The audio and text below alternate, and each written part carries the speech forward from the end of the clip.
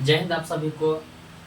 आज मैं फिर से एक न्यू वीडियो के साथ आप लोग के बीच जो हिंदी ग्रामर का जो पिछले वीडियो हम लोग जो हिंदी ग्रामर का जो होते हैं वर्ण परिचय और शब्द विचार हो गया था। अब है अगला जो टॉपिक है संज्ञा, जिसको हिंदी इंग्लिश बोलते हैं नॉन का। ताकि संज्ञा होता क्या है, तो संज्ञा मतलब होता है नाम। दुनिया में जितने भी चीज़ है जिसका नाम रखा गया उस सभी को हम संज्ञा कह सकते हैं। देखिए आप अपने अगल बगल में देखिए, जो भी वस्तु है हमारे अगल बगल में वो सब हमारा क्या संज्ञा होता है। ठीक है, इसमें हम परिभाषा दे दिए हैं, किसी वस्तु, स्थान, व्यक्ति या भाव के नाम को हम संज्ञा करते हैं। कोई भी छोड़, आप जहाँ बैठे हैं अगल बगल में देखिए, जो भी आपके नजर आते हैं ना, जिसको हम महसूस कर सकते हैं, देख सकते हैं, छू सकते हैं, वो सब हमारा क्या संज्ञा होता है। यानी हम अपने लाइफ में जिस चीज़ को हम आँख से देखते हैं, है ना, महसूस करते हैं, इसको हम हाथ से टच कर सकते हैं, वो सब हमारा क्या होता है, संज्ञा होता है। ठीक है ना, जैसा एग्जाम्पल कुछ हम लिख दिए हैं, कलम है, गाय, घर, घर ये है, पुस्तक इत्यादि सब हमारा संज्ञा होता है। ठीक है, उसके बाद आपको है संज्ञा का जो है ना, संज्ञा के 5 भेद होते हैं। जो संज्ञा यानी जो नाम होते हैं ना, उस नाम को हम 5 तरह से जानते हैं, समझते हैं। जो संज्ञा के 5 भेद होते हैं, पहला है जातिवाचक संज्ञा, इंग्लिश में कॉमन नाउन कहते हैं। व्यक्तिवाचक संज्ञा, उसको प्रॉपर नाउन कहते हैं। समूहवाचक संज्ञा, कलेक्टिव नाउन कहते हैं। द्रव्यवाचक संज्ञा, मटेरियल नाउन कहते हैं। भाववाचक संज्ञा, एब्स्ट्रैक्ट नाउन कहते हैं। ठीक है, तो देखिए ये जितने भी संज्ञा आपको रटने की जरूरत नहीं पड़ेगा। आप एक बार इस वीडियो को देख लेंगे ना, समझ लेंगे, तो आपको जीवन भर आपको संज्ञा आपको याद हो जाएगा। देखो ये जो है ना 5 प्रकार संज्ञा के, पहला जातिवाचक, व्यक्तिवाचक, समूहवाचक, द्रव्यवाचक और भाववाचक। जाति माने कॉमन नाउन, अब इंग्लिश ग्रामर के लिए आपको हेल्प हो जाएगी, इंग्लिश में लिख दिए कॉमन नाउन। व्यक्तिवाचक प्रॉपर नाउन, समूहवाचक कलेक्टिव नाउन और द्रव्यवाचक मटेरियल नाउन और भाववाचक क्या होता है, एब्स्ट्रैक्ट नाउन होता है। समझिए, हम एक ही एग्जांपल में आपको समझा दे रहा हूँ कि आखिर ये संज्ञा के प्रकार क्या होता है। जैसे देखिए एग्जाम्पल के लिए मान लीजिए, है ना, मान लो कोई अगर कोई व्यक्ति, कोई लड़की है, तो मान लो कोई लड़की है, मान लीजिए कि वो लड़की बहुत, उस लड़की है, अगर उस हम बोलेंगे लड़की है, अगर जिस लड़की को हम सिर्फ बोलेंगे लड़की है ना, तो समझिए हो जाएगा जातिवाचक। ठीक है, कॉमन नाउन हो जाएगा।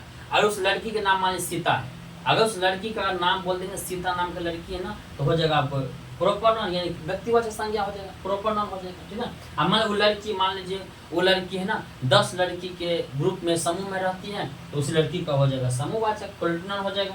मान लीजिए वो लड़की काफ़ी मोटी है ना, उसका वजन 100 kg से भी ज़्यादा है, तो हो जाएगा आपको कथी, यानी कि जो द्रव्यवाचक संज्ञा या मटेरियल नाउन से कह सकते हैं। उसके मान लीजिए अब वो लड़की है बहुत सुंदर है, काफ़ी सुंदर है देखने में, है ना, तो जो सुंदरता को हम देख नहीं सकते, महसूस करते हैं, उसी को बोलेंगे भाववाचक संज्ञा। ठीक है ना, यही आपको संज्ञा, एक किसी चीज एग्जाम्पल लेकर आप है ना संज्ञा को पूरा क्लियर कर सकते हैं। देखिए एग्जाम्पल क्या दिए, कोई लड़की है, हम सिर्फ लड़की बोले हैं, समझिए जातिवाचक है। लड़की का नाम सीता है, हो गया आपको व्यक्तिवाचक। मान लीजिए लड़की 10 लड़की के बीच में रहती है, हो गया आपको समूहवाचक। मान लड़की है काफ़ी, उसका वजन काफ़ी ज़्यादा है, 100 कुंटल से भी ज़्यादा है, हो गया आपको द्रव्यवाचक संज्ञा हो गया। अब मान लो लड़की काफ़ी सुंदर देखने में, तो हो गया क्या, आपको भाववाचक संज्ञा हो गया। यही संज्ञा है, इसे आपको देख लीजिएगा, कभी मत भूलिएगा, बस रटना नहीं है, समझना है। आप देखिए जातिवाचक क्या होता है, तो जिस संज्ञा से आप डिफिनेशन कैसे लिखेंगे, तो जिस संज्ञा से किसी व्यक्ति वस्तु के जाति भर का बोध हो, उसे बोलेगा जातिवाचक संज्ञा। जिस संज्ञा से किसी व्यक्ति वस्तु के पूरे जाति भर का बोध हो जाए, उससे जातिवाचक संज्ञा। कुछ एग्जाम्पल हम लिख दिए, लड़का हो, लड़की हो, गाय, नदी, पहाड़। लड़का दुनिया में बहुत सारा लड़का है, लड़की बहुत सारा लड़की है, गाय बहुत सारा गाय है, नदी बहुत सारा नदी है, पहाड़ बहुत सारा पहाड़ है ना। नाम हम एक का लेंगे, लेकिन उसके जाति में जितने आ जाएगा सब हमारा हो जाएगा जातिवाचक संज्ञा। ठीक है, इसलिए परिभाषा होता है कि जिस संज्ञा से किसी व्यक्ति वस्तु के पूरे जाति भर का बोध होता है, उससे जातिवाचक संज्ञा कहते हैं। ठीक है, इंग्लिश में कॉमन नाउन कहते हैं। ओके, अब है व्यक्तिगत संज्ञा। तो व्यक्तिगत संज्ञा क्या है, दुनिया में जितना जिस चीज का हम नाम लेते हैं ना, खास उसका नाम होता है। जैसे हम लड़की बोले तो हम बोलेंगे सीता है, गीता है ना, रानी है, लक्ष्मी है। जिसका नाम लेंगे ना वह जगह व्यक्तिवाचक प्रॉपर नाम। जैसे हम लड़का में राम बोलेंगे, राम है, लक्ष्मण है ना, जिसका नाम लेंगे ना, खास नाम होगा ना, उसी को बोले व्यक्तिगत संज्ञा। जैसे अब हम नदी बोले थे ना, आप ऐसे बोले गंगा नदी है ना, यमुना नदी है, तो जिसका नाम खास होगा उसे बोलेगा हम व्यक्तिगत संज्ञा। जैसे इसमें हम लिए थे, जैसे एग्जाम्पल के लिए पहाड़, जैसे हिमालय पर्वत है तो खास है, हो गया आपको व्यक्तिवाचक संज्ञा। तो जिसका नाम होगा ना, समझिए वो हमारा हो जाएगा व्यक्तिवाचक संज्ञा हो जाएगा।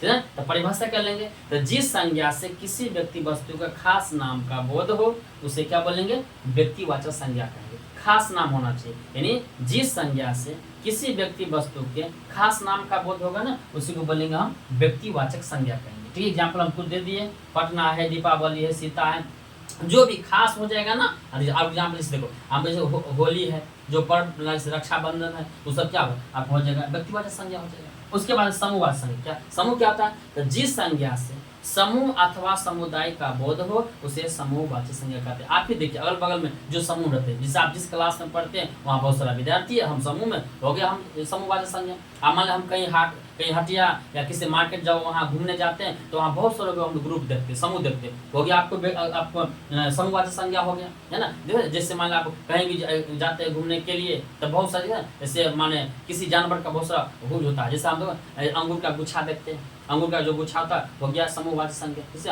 हम जो चाबी होते हैं, चाबी समूह में होता है, हो गया आपको समूहवाचक संज्ञा हो गया, ठीक है ना। उसी को बोलते हैं आपको समूहवाचक संज्ञा कहते हैं, ठीक है। जैसे एग्जाम्पल दिए, सेना है, वर्ग है, समिति है, ये सब आपको हो जाएगा समूहवाचक संज्ञा। परिभाषा क्या देंगे, तो जिस संज्ञा से किसी व्यक्ति वस्तु के समूह अथवा समुदाय का बोध हो उसे बोलेंगे समूहवाचक संज्ञा। ओके, उसके बाद है द्रव्यवाचक संज्ञा। तो द्रव्यवाचक संज्ञा क्या होता है, तब क्या बताए थे, इसमें परिभाषा दे सकते हैं कि जिस संज्ञा को नापा तोला जा सके किंतु गिना नहीं जा सके उसे समूह, उसे आपको द्रव्यवाचक संज्ञा कहते हैं। फिर समझिए, जिस संज्ञा को नापा तोला जा सके किंतु गिना नहीं जा सके उसे क्या बोलेंगे, द्रव्यवाचक संज्ञा कहते हैं, ठीक है ना।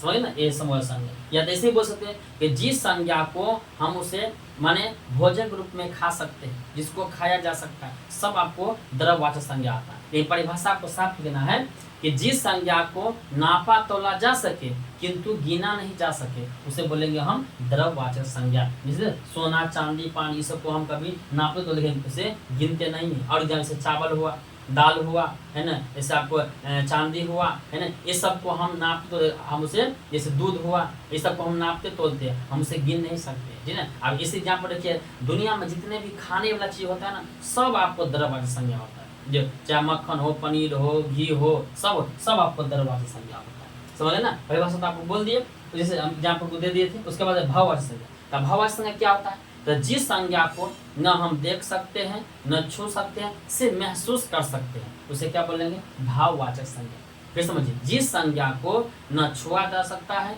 न देखा जा सकता है, सिर्फ अनुभव किया जा सकता है, उसे बोलेंगे भाववाचक संज्ञा। जिसको देखो, अब सुख है, दुख है, गरीबी है, अमीरी है, ईमानदारी है, सच्चाई, बुढ़ापा है, इसे हम देखते नहीं है, छूते नहीं, महसूस करते हैं, समझना। इसलिए जैसे कोई आदमी से काफी काली है, गोरी है, तो उसे हम कहते, उसे हम सिर्फ देखते हैं लेकिन महसूस करते हैं। फला जैसे हवा को हम कभी देखते नहीं है लेकिन महसूस करते हैं, ठीक है। यही होता है भाववाचक संज्ञा। परिभाषा क्या देंगे, तो जिस संज्ञा को न छुआ जा सकता है, न देखा जा सकता है, सिर्फ महसूस किया जा सकता है, उसे क्या बोलेंगे, भाववाचक संज्ञा कहेंगे, ठीक है ना। यही आपको संज्ञा है, आप ऐसे याद रखिएगा, कभी भूलिए नहीं, जीवन कभी मत भूलिएगा। ये हमारा क्या होता है, आपको संज्ञा होता है। फिर वहाँ रिपीट कर दे रहा हूँ, जातिवाचक क्या हो, तो नाम एक कर लेंगे, आप पूरे जाति भर का बोध है जातिवाचक, ठीक है। जिस वस्तु का खास नाम हो, है ना, खास उसका नाम हो, व्यक्तिवाचक संज्ञा कहेंगे, है ना। जो संज्ञा समूह में हो, है, ग्रुप में रहता है कोई भी चीज, उसे बोलेंगे समूहवाचक संज्ञा कहेंगे।